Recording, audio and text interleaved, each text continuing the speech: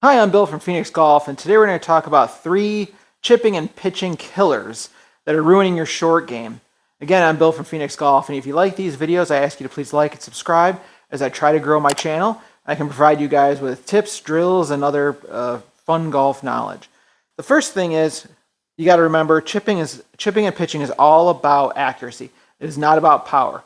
So I always think like anything you would do with the driver, you want to do the opposite with your shorter clubs when you're chipping and pitching. So with the driver, I would have a wider stance. If I'm chipping, I should have a narrower stance.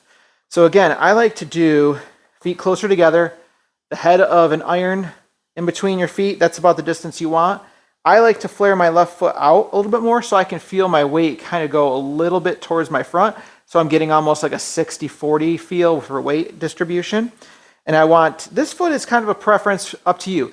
Sometimes it can feel good being up a little farther. Sometimes it can feel good being a little bit back or just neutral. But I always tend to always suggest flaring out that front foot just so you can get a little bit more weight forward, which will help you come down and make a cleaner strike on the ball, especially if you're chipping out of deep rough. So the first killer is a wide stance. Again, if you were next to the green, you wouldn't have a stance like this. You're going to get no turn. You're probably going to catch it thin. It's really difficult to have a consistent chipping routine when your stance is too wide.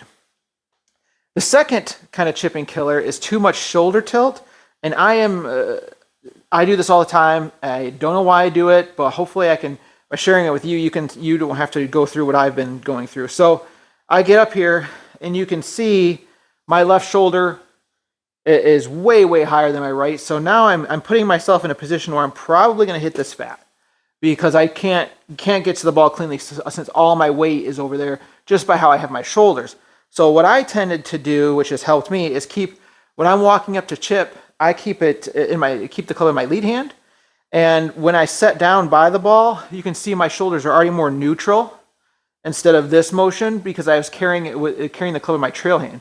So by keeping it in my lead hand and getting set up, I'm almost kind of like neutralizing that and getting to a more neutral shoulder feel.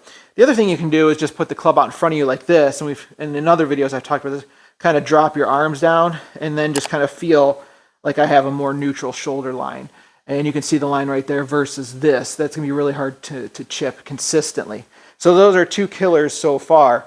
The third kind of killer for chipping is your chest stops moving or doesn't move at all. So the way I was taught chipping was it's a very small version of your larger swing. So there's a little bit of an arc. Your body still has to move a little bit. Again, if I was taking a ball in my hand and I was trying to throw it to the hole, I would throw it to the hole and my right side would kind of go with me. My foot would come up a little bit. I wouldn't just go like this with no body turn. And so that's what, either if your chest is moving back this way, but then your hands continue and your chest stops, you'll see I hit it fat there. You'll hit it really inconsistently. So what I try to think about is when I set up, I have this triangle here, and I'll try to draw that triangle. And as I go back, I want to keep that triangle together, and as I go through, I want to keep that triangle together. And I want my elbows not to suck into my body like this, but to be pushed out like that. And you almost want to finish.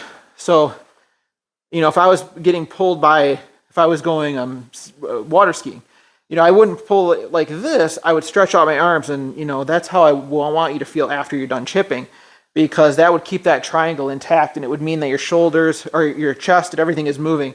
Because if your chest stops, you're going to have a really hard time being accurate at all. So those 3 tips so far are: narrow your stance, don't get too wide, don't get too much shoulder tilt, keep them more neutral, and then also to make sure your chest and belt buckle and everything is getting towards the target.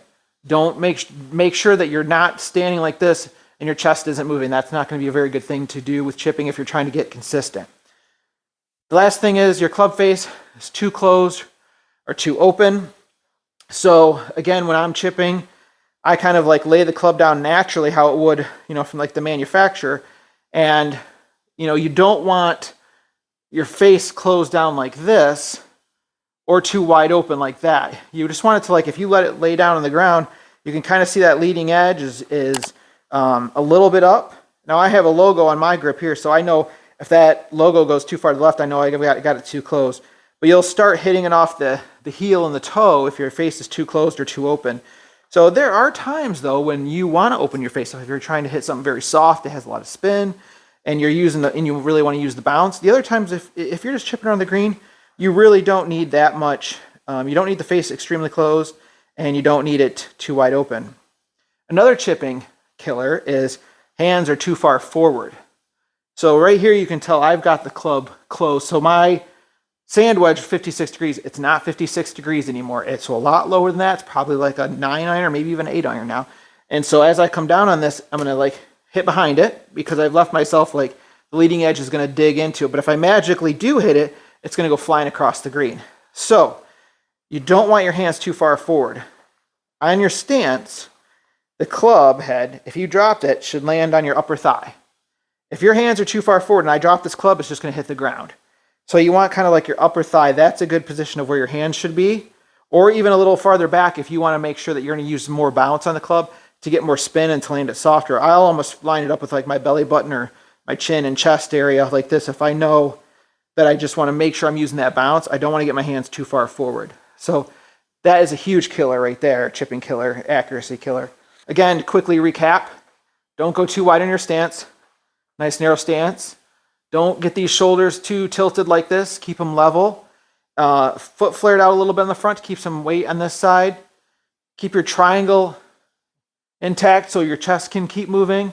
And then don't let your hands get too far in front like this or you're going to dig into the ground. So hopefully those tips help you when you're chipping, because if you can build up a consistent chipping routine, you can lower your scores so quickly because you'll be saving strokes around the green. So again, if you like these videos and tips, I ask you to like and subscribe as I grow the channel.